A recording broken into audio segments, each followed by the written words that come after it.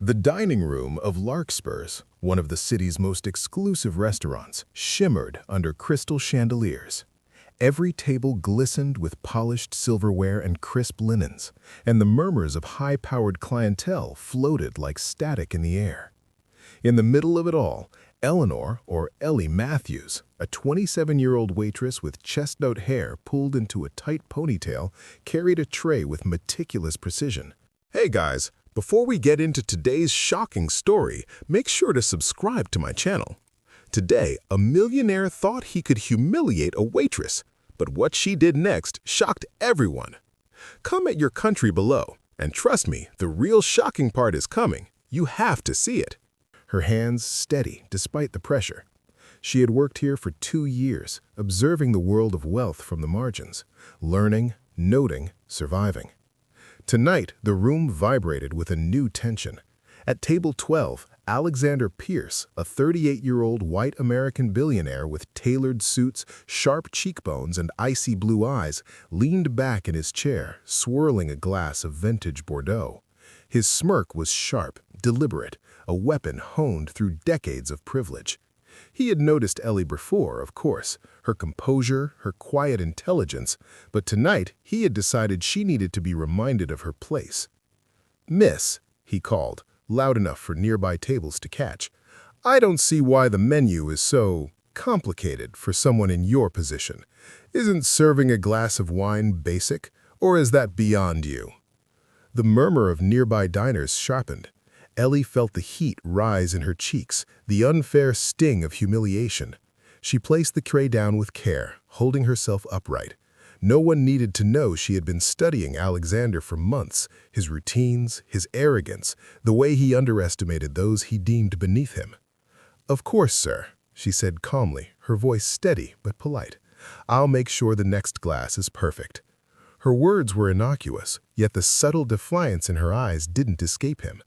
Alexander's smirk widened, a predator enjoying the spectacle of discomfort. "You know," he said, lowering his voice so the surrounding tables still caught fragments, "some people just aren't cut out for finer things. Some should stick to washing dishes at a diner." Ellie's fingers clenched beneath the tray, and a small, invisible smile tugged at her lips. Inside, a plan began to form. She would not snap, she would not apologize, because she knew how to play a longer game.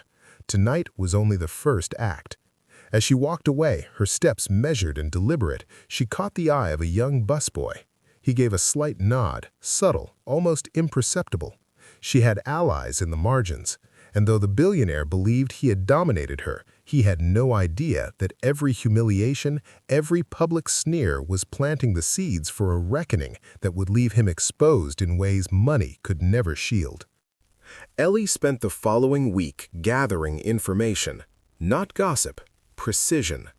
She memorized Alexander's social media, traced his charitable contributions, noted the clients who frequented his private dining events.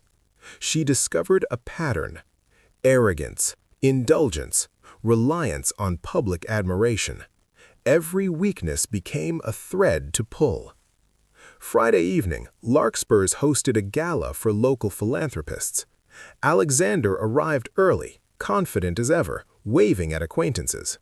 Ellie, apron replaced by a black cocktail dress reserved for high-profile events where staff needed to blend, navigated the room with the same calm, precise energy.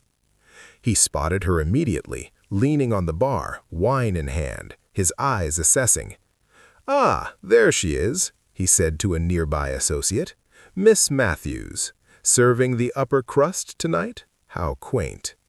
The words drew laughs from those around, subtle but sharp. Ellie's ears caught the nuances. But Ellie's smile was neutral, almost serene. "Good evening, sir," she replied. Her voice was calm, like a still lake concealing a current beneath. Alexander decided to escalate. He requested a wine pairing demonstration, knowing the staff would be under pressure. He made it clear he would judge, openly scrutinizing every movement. Ellie stepped forward, pouring wine for him first. He sniffed, swirling dramatically.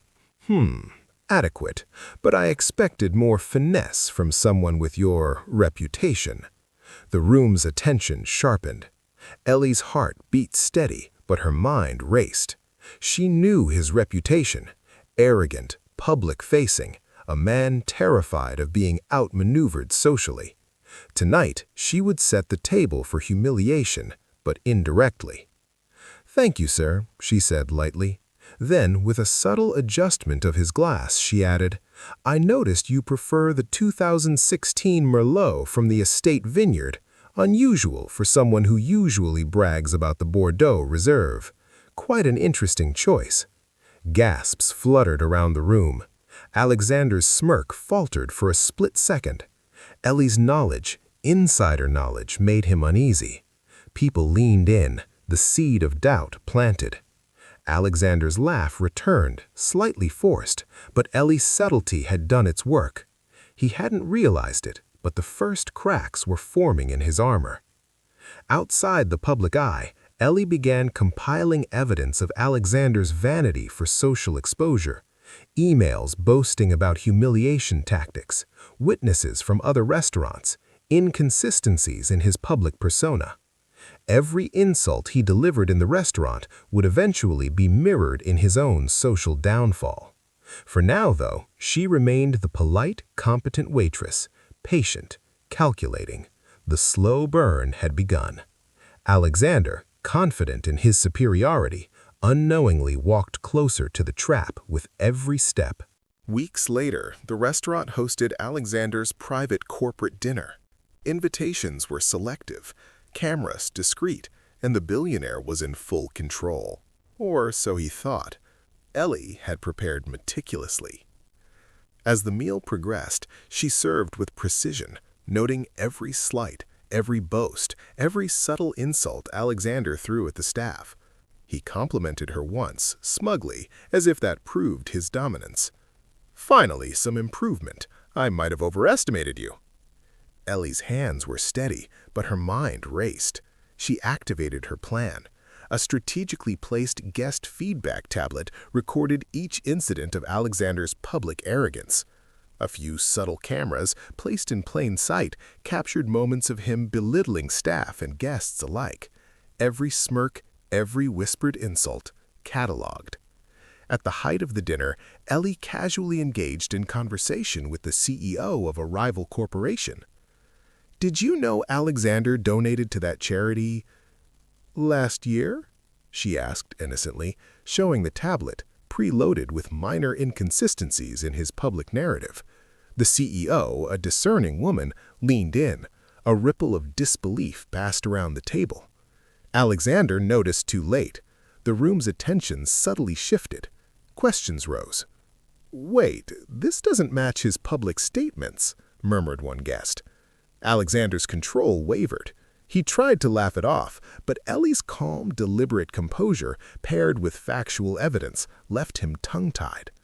The humiliation was subtle but effective. He had underestimated her intelligence, and the crowd sensed it. Every patron's gaze was now divided, some fascinated by Ellie's poise, others incredulous at Alexander's sudden faltering. Ellie's satisfaction was quiet, almost invisible. She hadn't screamed or confronted. She hadn't needed to. The slow, intelligent dismantling of his power had begun. Alexander's aura of untouchable wealth cracked in real time. By the end of the night, the narrative had shifted. Alexander's attempts to publicly dominate had backfired. Witnesses, recordings, and subtle exposure had turned the tables. Ellie moved with quiet triumph, taking a moment to glance at him. His smirk was gone, replaced by a tight-lipped tension, a rare sight in the world of men who believe themselves untouchable. Outside the restaurant, social media began to pick up the subtle inconsistencies Ellie had unveiled. Influencers shared observations, and soon Alexander's careful image of control began to crumble publicly. The billionaire, once feared for his ability to humiliate others, found himself scrutinized for arrogance and condescension. Ellie had not only survived the public humiliation he tried to impose, she had flipped the power imbalance entirely. Her revenge was not loud, not physical, but precise and inescapable. In the world of wealth, influence, and perception, she had achieved the ultimate triumph.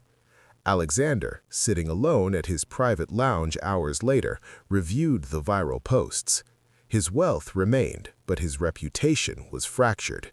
The very tool he had used to dominate others, public perception, was now wielded against him.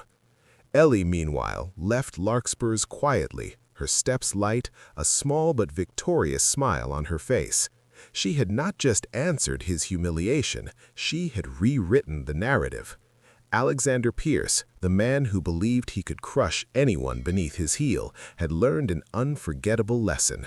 True power was not in wealth or status alone, but in intelligence, patience, and knowing when to strike.